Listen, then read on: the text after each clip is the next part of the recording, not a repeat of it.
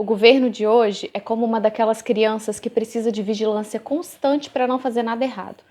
Cada dia é uma coisa diferente e a gente não tem descanso. Quem não acompanha as notícias em detalhes pode não perceber os perigos que existem, mas é para falar de um desses perigos que eu vim aqui conversar com vocês hoje.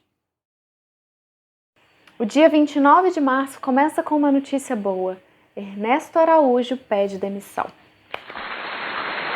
Depois de uma condução desastrosa da nossa política externa e de ter ligações bastante complicadas com uma ala da extrema-direita, veja, por exemplo, o vídeo de seu coleguinha de ideologia, Felipe Martins, numa audiência no Senado, fazendo um gesto claramente ligado aos supremacistas brancos. O ministro das Relações Exteriores finalmente deixa o governo. Mas, como a alegria de brasileiro dura pouco, a gente terminou esse mesmo dia sob intensas suspeitas de que Bolsonaro pretende utilizar a força policial contra brasileiros e contra governos estaduais e municipais, sob o argumento de que o isolamento social fere o nosso direito de liberdade e que são as medidas dessas autoridades locais que estão prejudicando a economia do país. Mas o que indica que Bolsonaro pretende utilizar a força institucional para fazer valer a sua vontade? Vamos a alguns fatos.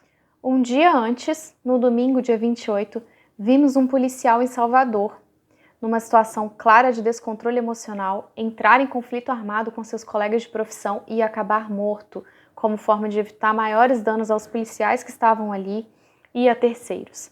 A sua morte foi descaracterizada por membros do governo Bolsonaro que a utilizaram como forma de protesto contra as medidas de isolamento das autoridades estaduais. Também na segunda-feira, logo depois de recebermos a notícia de que o ministro das Relações Exteriores pediu para sair, ficamos sabendo que mais um membro deixava o governo. Era o general Fernando Azevedo e Silva, ministro da Defesa.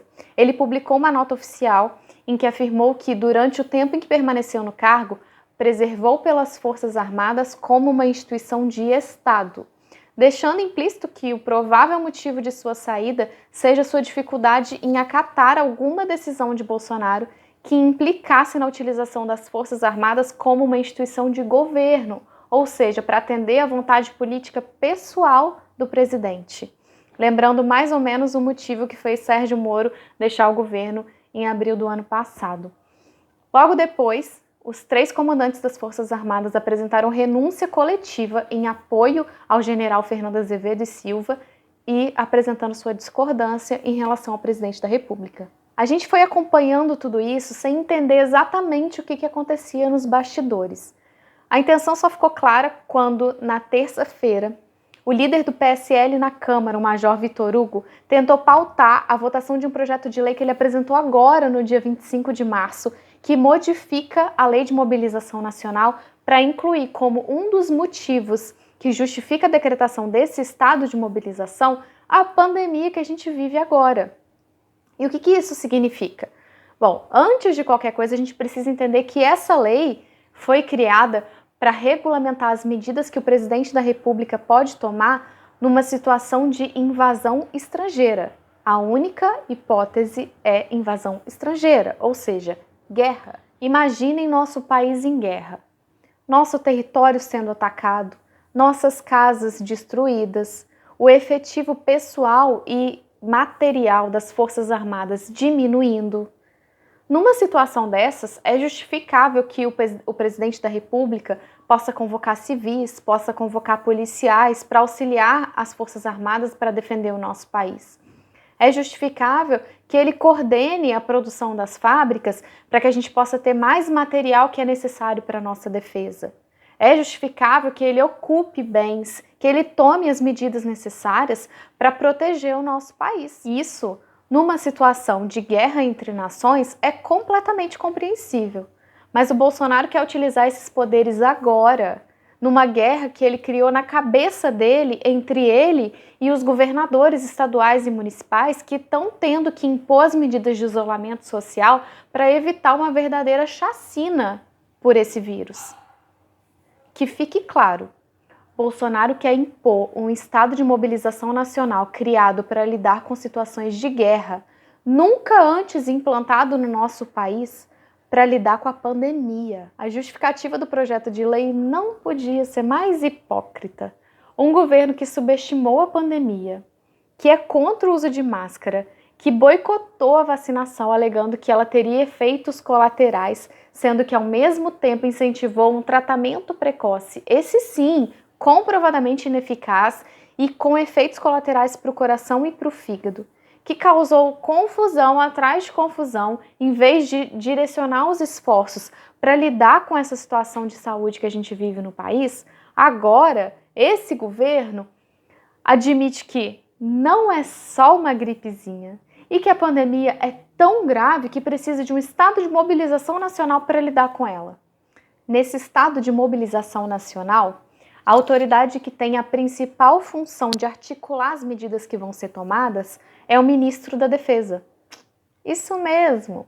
Esse cargo, do qual o general Fernando Azevedo e Silva pediu demissão, deixando nas entrelinhas que fazia isso porque não concordava com o aparelhamento das Forças Armadas para atender a interesse pessoal do Bolsonaro. Ele saiu. E quem o Bolsonaro colocou no lugar dele? O general Braga Neto. Esse general, que é próximo de Bolsonaro, deixou o cargo de ministro da Casa Civil para atender aos interesses do seu presidente como ministro da Defesa. E como se não bastasse toda essa movimentação suspeita, no dia 30 ele deu uma declaração enaltecendo o golpe militar, dizendo que as Forças Armadas assumiram a responsabilidade de pacificar o país.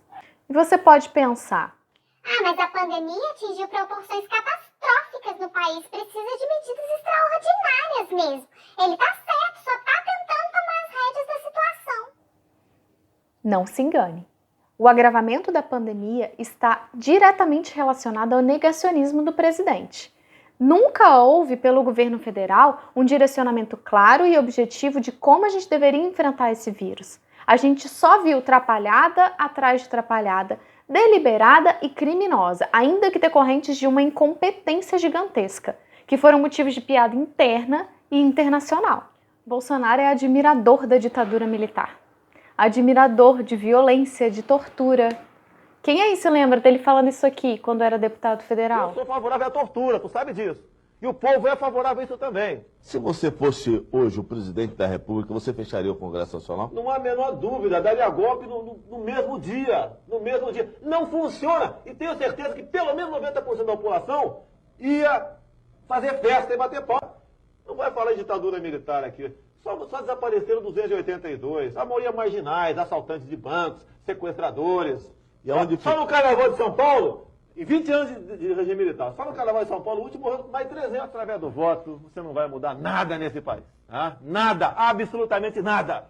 Isso só vai mudar, infelizmente, quando um dia nós partimos para uma guerra civil aqui dentro. Né? E fazendo um trabalho que o regime militar não fez. Matamos 30 mil. Começando com o FHC. Não deixar para fora, não. Matando. Se vai morrer alguns inocentes, tudo bem. Ele não aceita dividir a autoridade com ninguém. A última e a única palavra tem que ser a dele.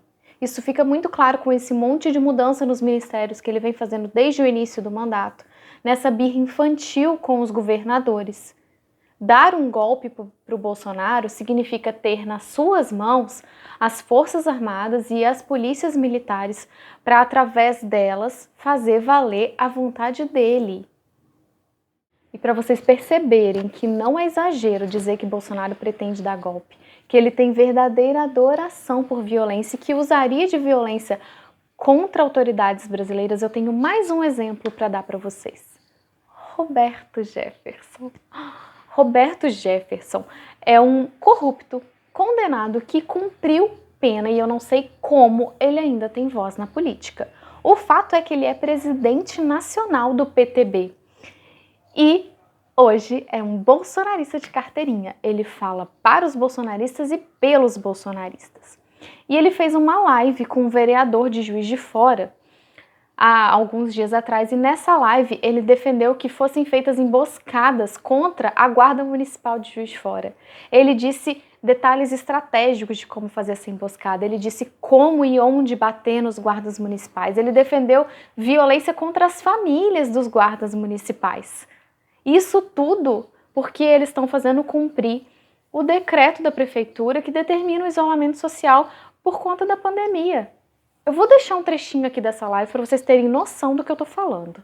Mas aqui, essa guarda municipal está precisando montar umas milícias em Juiz de Fora e dar um pau na guarda municipal. Um pau para quebrar, virar os carros. Não, mas aqui, você que por incrível que virar pareça, o carro deles, eles- meter fogo e dar um pau neles. Montam a cena para eles chegarem. Aí, quando chegar, fecha a rua com pneu, bota fogo, deixa assim 2 viaturas, 8 homens, isola os caras, dá um pau neles de cacete, bate no joelho, no cotovelo, no ombro, para quebrar a articulação. Bate para quebrar. E eles não vão voltar mais. O Margaridão vai ser desfolhado. Vão mas por tirar- incrível que pareça, aqui em Juiz de Fora, a guarda e a PM, eles estão tranquilos, sabe? Não tem. Não é o Eles que eu sabem vi. o que está acontecendo. Não é o que É? eu vi. Não é o que eu vi. Não, eu tenho visto, assim, um trabalho que eles têm que fazer, não tem jeito. Existe um movimento antidemocrático muito claro nesse governo. O Bolsonaro já vem dando sinais há muito tempo, mas agora, com esse projeto de lei que pretende incluir a pandemia como um dos motivos para a decretação do estado de mobilização nacional, esse é um movimento concreto e direcionado para o golpe. E se a gente já tinha motivos para impeachment o presidente por conta de toda a sua condução em relação à pandemia, que criou o caos que existe na cabeça da população toda, que não sabe o que é certo, o que é errado, o que tem que ser feito, o que não tem, agora a gente tem ainda mais motivos para isso. Mexam-se, reclamem, levantem a sua voz. Por muito menos, outros 2 presidentes caíram. Por que Bolsonaro ainda não caiu?